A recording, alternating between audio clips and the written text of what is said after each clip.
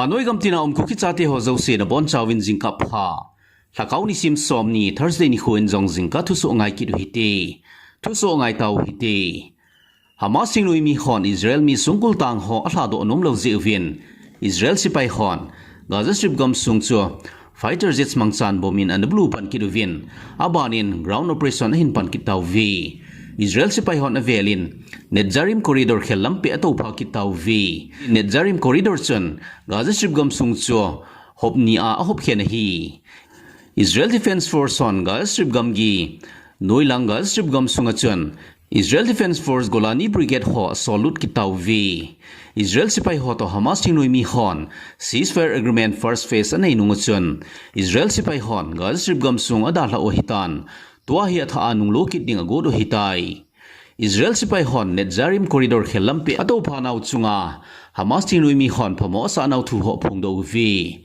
gamgila ho akona Gaza mi hlam ho akitol do ne diwa Israel government in thu api nung vin Avela galzam kit milham adim se jing taw vin lamlin la ho chun galzam ho munbit lai zon dinga ki go mi tamta an dim thla hil jing vi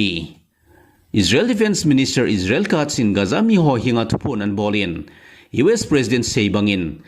Hamas sinoi mi hon Israel mi amat ho Israel mi namat ho hin thla do vin lang chule Hamas sinoi mi ho del do vin chutile nang ho dinga thilpa hin ki gon pi ding hiu vi sule gamdang mundanga cheng do num ho adinga zong ki gon pi ding hiu ve tin Israel Defense Minister in Gaza mi ho ne het sa tai Hamas sinoi mi hon Israel mi mat ho Hamas sinoi mi ho khuna na lai hi ago ma som nga le gate hin lai dan in ki sein chuchi hola chun mi som thum le li chu Israel sipai hiu ve kiti United Arab Emirates UAE pala hinan Russia le Ukrainian zani mars ni sim som le ko ni khu chun sipai sungkul tang ho mi za thum le som sagi le ni an ki le tu vi Russia government in Ukraine sipai ho mi za le som sagi le nga ho le Ukraine sipai Russia namat ho akito khanau series mama jing ho gang le ganga zen loi ding ngai cha ho Ukraine sipai mi som ni le ni zong an thla do vin alang khada Ukrainian zong Russia sipai amat ho mi za le som sagi le nga thla do vi Ukrainian Russia sipai thla do ho chu Ukraine gam gi Belarus gam sunga lai ta o hi United States to gun no yani som thum sung temporary ceasefire energy infrastructure ho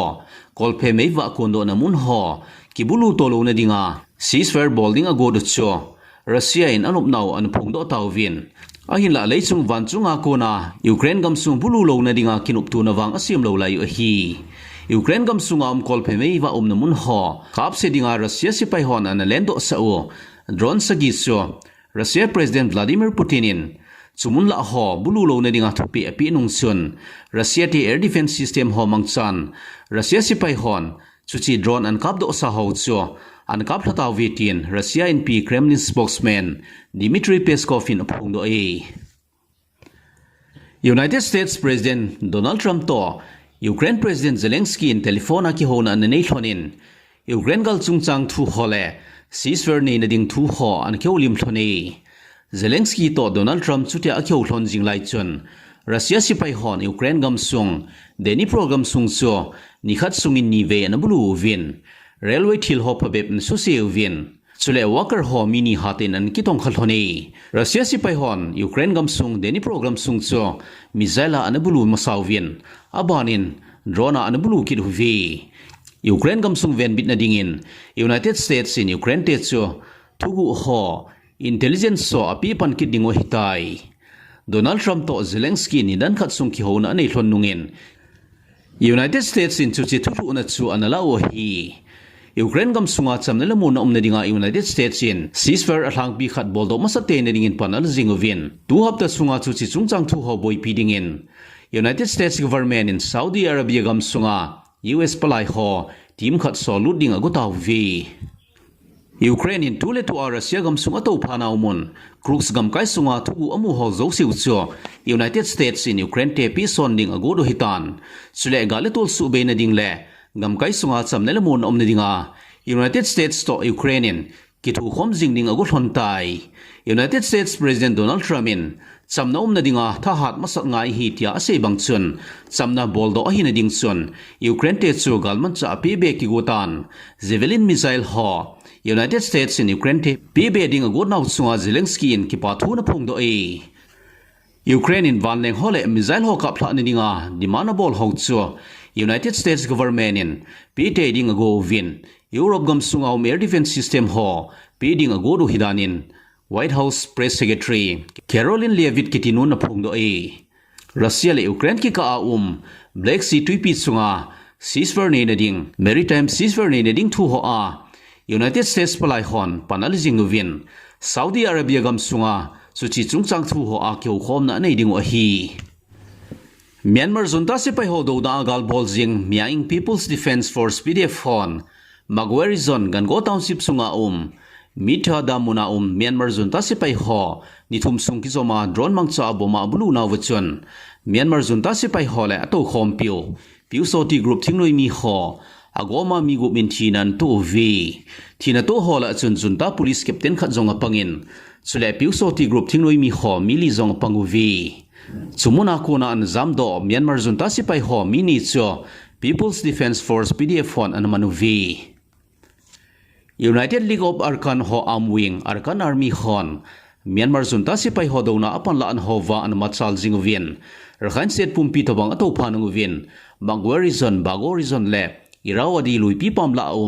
Myanmar junta sipai ho galman cha kisim namun factory ho Bulu Jing na banovin tu hin Rakhine State capital Sitwe khupi to chokpiu khupi Bulu Jing lai ta hin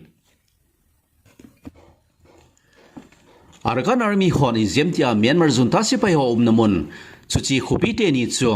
Arakan Army hon azova hi le tukum sang ni le som ni lenga sunga hi Rakhine State pumpi hi Myanmar junta government a kona chamthlatna independent ain mudiu hitan Myanmar gam sunga junta dona agal bol hola alo thing masapen hiding hitaw vitin Myanmar thuso ki mukhat chun hin sodo taw vi Wa State Army hole kukang honjong sangkhat jako som yele ko kuma junta government sunga galzon an changwa ama hodei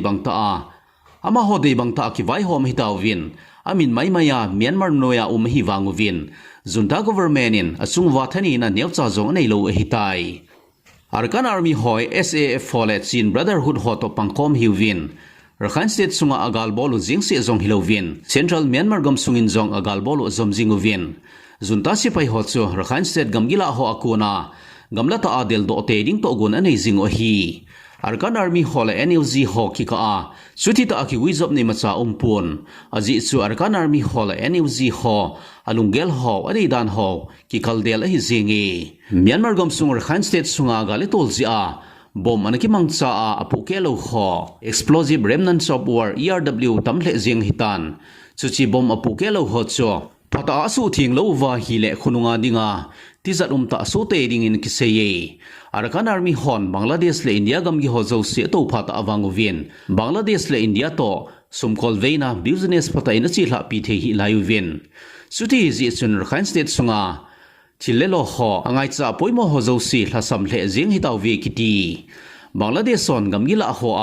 Arakan Army ho to kithu khom ding agu lo layu hidanin jong kiseye Arakan Army hon Rakhine State pumpi ahin to phawwa wa ahin po tingule Myanmar junta sipai hon Rakhine State akona Muslim ho an del do ho tule to Bangladesh gam sunga ho dinga hi avela Rakhine State sunga hunglut ki diu chu ta sanum lo hi le hitai tin tu so ki muchun phung do Rakhine State sunga hi Chinese project som le khadum hin suchi hol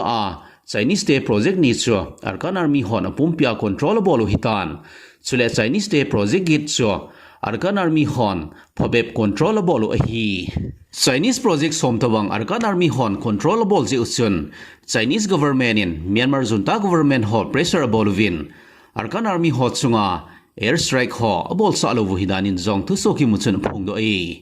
thu so chanin ki chai tai thu so ngai ho zo se na bon chawin ni khupha